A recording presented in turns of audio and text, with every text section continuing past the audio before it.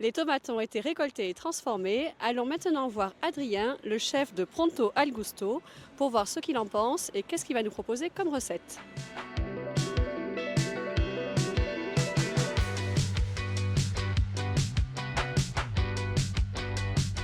Donc Jean-Adrien, merci de me recevoir. Donc on est là pour parler de la sauce tomate. Vous la connaissez bien, ça fait un moment que vous la travaillez ensemble. Est-ce que Adrien, tu peux m'en parler un petit peu de cette collaboration? Je cherchais une tomate locale. La tomate d'Aquitaine m'intéressait, puisque nous on essaye au maximum d'être locavore dans notre restaurant.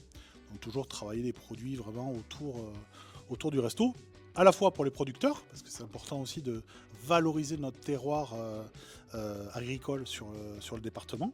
Donc ça me semblait très intéressant. Après, il restait la qualité de la sauce.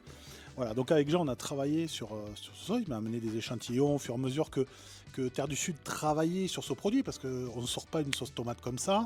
Il y a tout un travail, une recherche et développement qui est faite par rapport à ça. Et là, je vous avoue que les derniers tests qu'on a fait sur cette sauce, on a un très très bon résultat. On a un savoir-faire chez Tomates d'Aquitaine, un ensemble de produits tomatés, dits tomatés dans le jargon, à savoir de la pulpe, de la purée, du concentré et maintenant, et effectivement, cette sauce tomate pizza.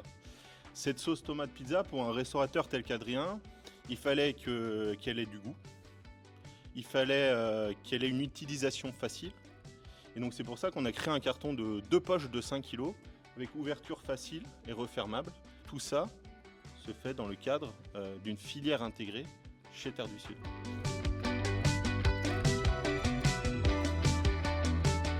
Je te propose, Jean, d'attaquer notre fameuse pizza. Ce qui est intéressant là de vérifier est la densité, l'homogénéité de notre sauce pizza.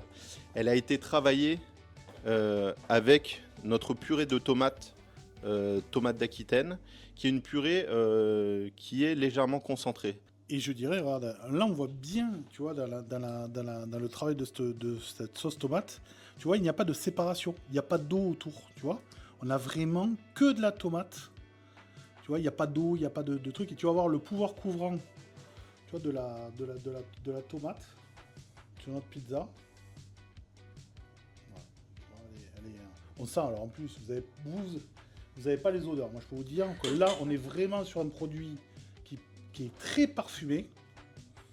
Voilà, ça sent hyper bon, c'est super agréable. Je suis content que ça soit le cas pour toi, là, Adrien, parce que le but a été vraiment de travailler ce nappage. C'est vraiment quelque chose d'intéressant pour un chef, ce nappage, et que cette sauce pizza puisse tenir, et notamment à la cuisson.